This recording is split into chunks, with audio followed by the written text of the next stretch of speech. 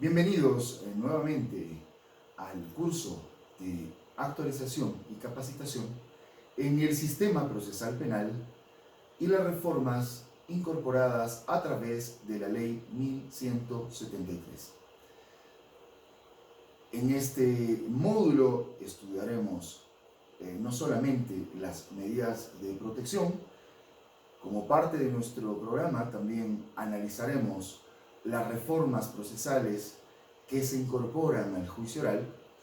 las medidas de protección en sí, entre ellas sus características, componentes, las distintas clases, los sujetos a quienes van dirigidas y el procedimiento para aplicarlas. Estudiaremos también las reformas procesales y, por supuesto, los cambios normativos de las normas penales extraprocesales.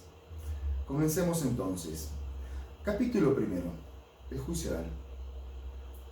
El juicio oral resulta ser probablemente la etapa procesal más importante dentro del desarrollo de las distintas fases o etapas que se desarrollan dentro de un sistema acusatorio adversarial. ¿Ello por qué? Las dos etapas que le preceden, tanto la preliminar como la preparatoria,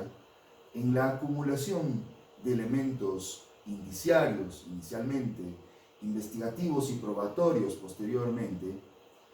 tienen como fin, bajo una hipótesis de existencia probable de responsabilidad penal, acumular todos los elementos probatorios que puedan sostener esta hipótesis de reprochabilidad de la conducta antijurídica en un juicio oral, para que posteriormente las etapas posteriores puedan revisar que la decisión haya sido basada bajo componentes de legalidad, bajo una interpretación correcta y adecuada de la ley sustantiva y sin violar derechos, libertades y garantías que asisten a las partes. Es por ello que el juicio oral se convierte en el núcleo, la esencia propia de todo el proceso de juzgamiento criminal para determinar la existencia de un hecho que, al adecuarse, al subsumirse, al encuadrarse dentro de una norma jurídico-penal, le corresponde como consecuencia lógica la imposición de una pena. Pues bien, ¿cuáles son los principios que acompañan al juicio oral dentro del sistema acusatorio adversarial?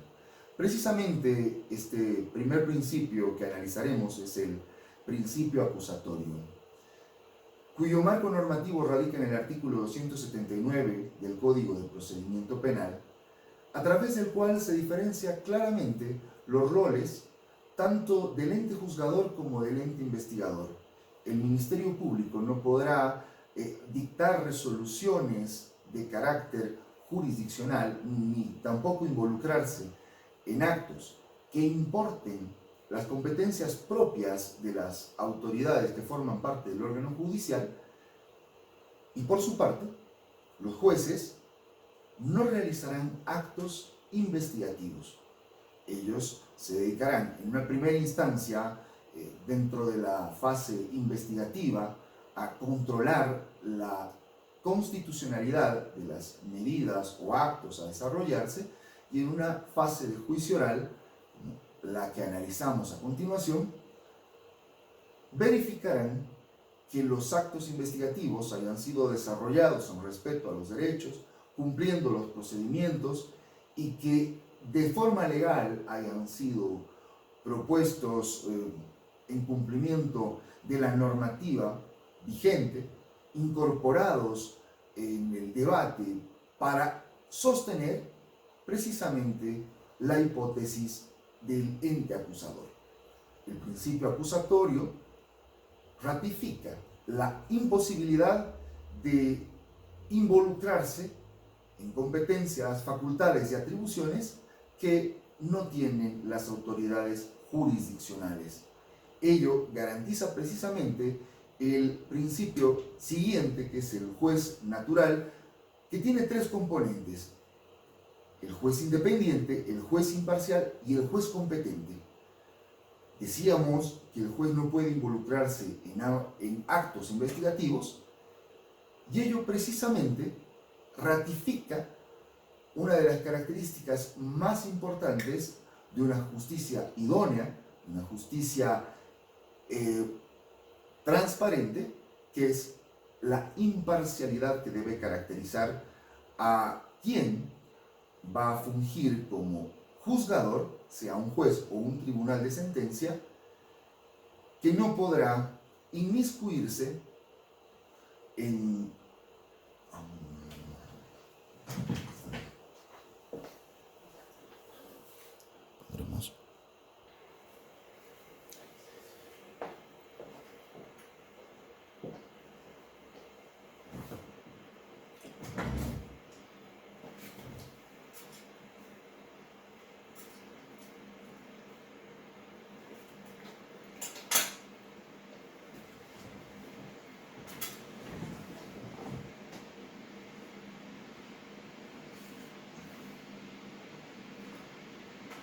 hablábamos de... El juez natural tiene tres componentes: el juez competente, el juez imparcial y el juez independiente. Refiriéndonos al principio acusatorio que veíamos a continuación, el principio acusatorio no permite que una autoridad jurisdiccional se involucre en la labor investigativa. Ello le hace imparcial. La imparcialidad también se garantiza a través de las instituciones como la excusa y la recusación, impidiendo que exista un nexo o algún tipo de dependencia afectiva, económica o laboral o de cualquier índole con las partes.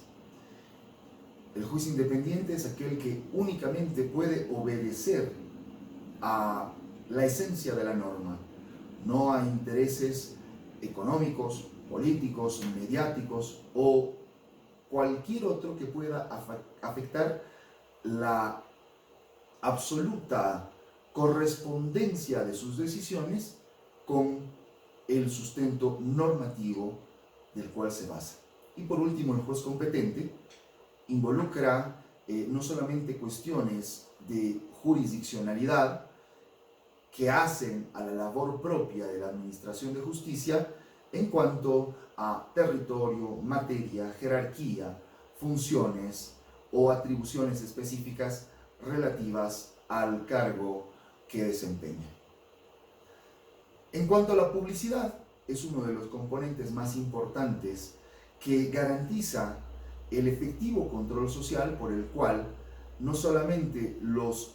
juzgados o las partes involucradas podrán ser parte y veedores del desarrollo y la aplicación de la norma, sino también la sociedad en su conjunto podrá ser testigo de la aplicación correcta de la ley a través de un procedimiento debido, respetando derechos y garantías de las partes, por las cuales se permita el acceso público de la información que se ventila, salvo las excepciones previstas por ley, en la cual existan derechos relativos a sujetos que merecen una especial protección. Hablamos de niñas, niños, adolescentes o en los casos en los cuales se conozcan delitos involucrados o relativos al atentado a la libertad sexual. El principio de oralidad es uno de los elementos característicos del sistema acusatorio adversarial que viene a materializar y reconocer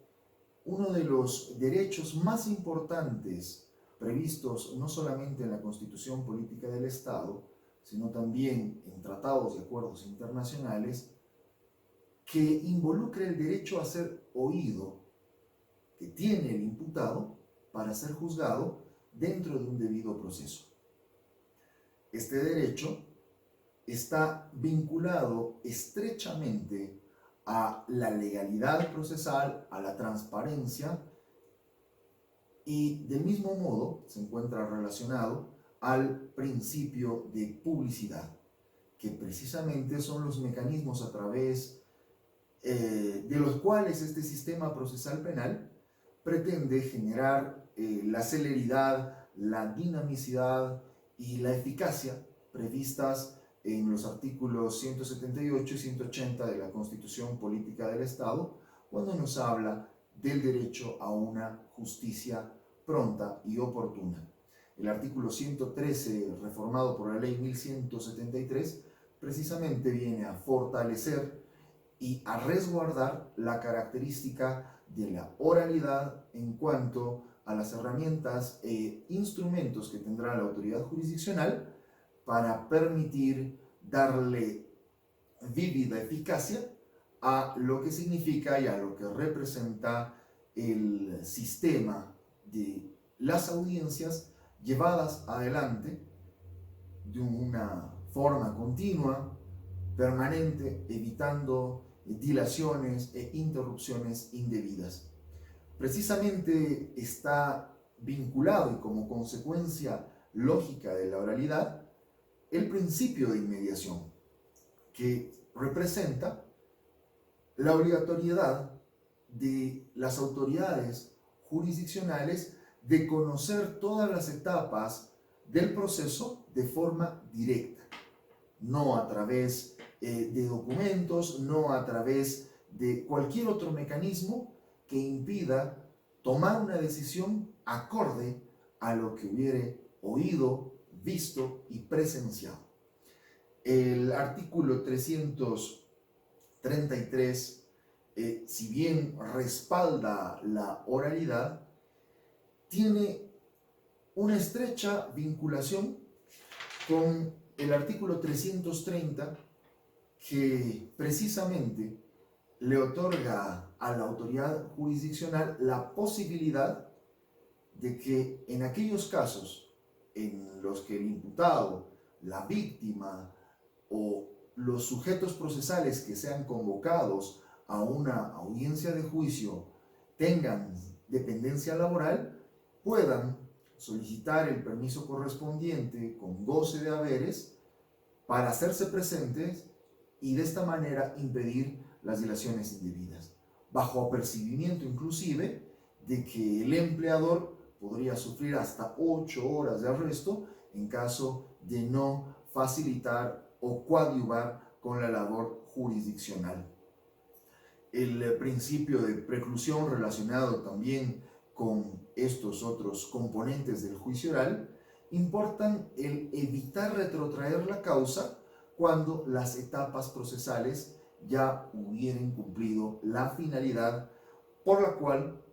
se estuvieran desarrollando. Ya habíamos estudiado anteriormente el artículo 167, reformado por la ley 1173, en los cuales este principio cobra relevancia para evitar dilaciones, interrupciones u obstáculos que las partes pudieran generar para impedir el desarrollo normal de las causas. Bajo el componente de preclusión, concentración y oportunidad,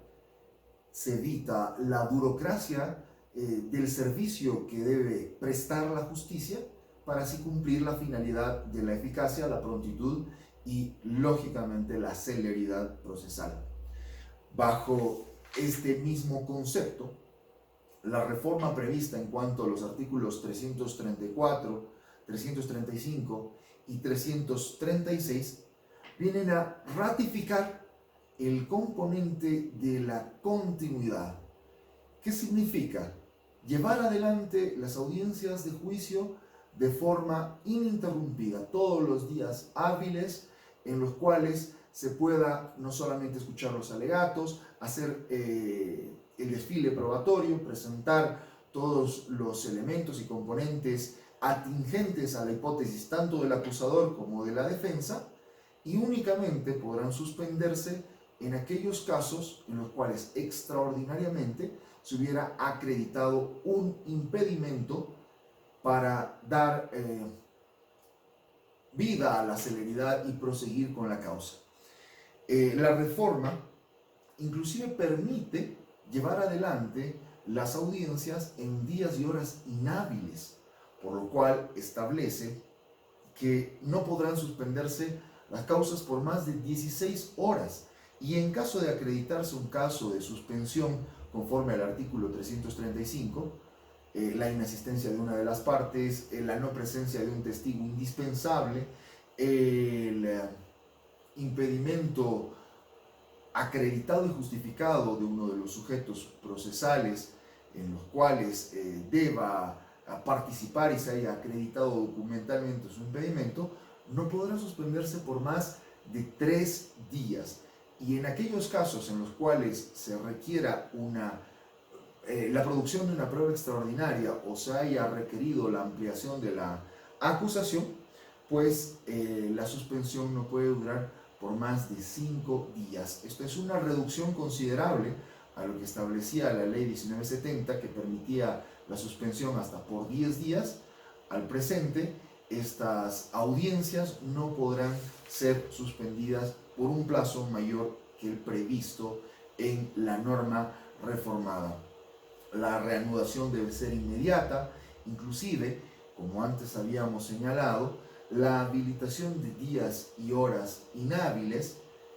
involucra la participación, la cooperación no solamente de las autoridades jurisdiccionales, sino de todo el sistema involucrado. Ello cabe decir fiscales, abogados y, lógicamente, las partes interesadas.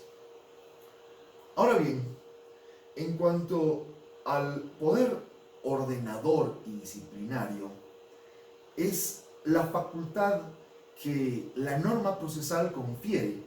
a la autoridad jurisdiccional con la finalidad de llevar un orden adecuado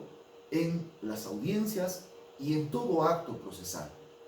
Esto quiere decir fijar objetivamente cuáles los fines de la audiencia, impidiendo que se tergiverse el desarrollo normal de la misma, establecer inclusive las medidas disciplinarias que fueren necesarias para evitar actos maliciosos, temerarios, como los que conocemos relativos a la suspensión indeterminada de las audiencias, la no asistencia a las mismas, de modo que el poder disciplinario podrá y le otorga las facultades a la autoridad jurisdiccional, por ejemplo, de apartar al abogado de forma definitiva en caso de su inasistencia, imponerle una multa de hasta el 20% del salario mínimo, la posibilidad de que en caso de alterar el orden o la continuidad de la causa, pudiese disponerse hasta su arresto por 8 horas. En el caso de el querellante que se ausentare de una audiencia, se tendrá por abandonada su pretensión, ello conforme y en concordancia con el artículo 292 del Código de Procedimiento Penal. En caso de que el fiscal se ausente, se ordenará de inmediato su reemplazo y en el día deberá continuar la causa bajo la responsabilidad que involucra la inasistencia de una audiencia, y en el ámbito disciplinario constituirá esta inasistencia como una falta grave. En cuanto al poder disciplinario, no se altera la posibilidad de que la autoridad jurisdiccional pueda disponer la remisión ante el Consejo de la Magistratura para el sumario disciplinario y las sanciones que correspondan para el personal de apoyo que no hubiere cumplido el mandato de celeridad, por ejemplo, cumplir con las notificaciones, remitir a la oficina gestora del proceso dentro de las 24 horas la resolución transcrita o enviar y remitir las audiencias para que puedan estar a disposición de las partes y dar cumplimiento así a la norma procesal. El poder ordenador y disciplinario también le permitirá a la autoridad jurisdiccional delimitar no solamente la cantidad de abogados que puedan participar en caso de que exista una pluralidad de defensores, podrá permitir tan solo la participación de 2 de ellos y establecer el tiempo determinado según el objeto de la audiencia. Ello bajo los parámetros de proporcionalidad e igualdad procesal le otorgará el mismo tiempo a las partes. Este poder ordenador y disciplinario tiene estrecha relación y vinculación precisamente con lo que referíamos al artículo 113, reformado también por la ley 1173, que de la misma manera no solamente establece los nuevos mecanismos a través de los cuales se debe llevar adelante la audiencia sin dilaciones, sin interrupciones, de forma continua, de forma no burocrática, ello con la finalidad de evitar la retardación de justicia, transparentar la forma de tomar las decisiones y publicitar los actos procedimentales. En caso de que el defensor sea ausente, establecerá el nombramiento de un defensor de oficio o de un defensor público, permitiéndole únicamente 3 días en caso de que deba conocer la causa y deba interiorizarse respecto a los componentes y las características del juicio a ser desarrollado, ya no como se establecía anteriormente por el plazo de 10 días, sino únicamente por el plazo de 3 días. Eso siempre y cuando deba participar de forma directa y de forma activa a través de el ejercicio precisamente de la defensa del imputado cuando su defensor hubiese sido apartado del proceso.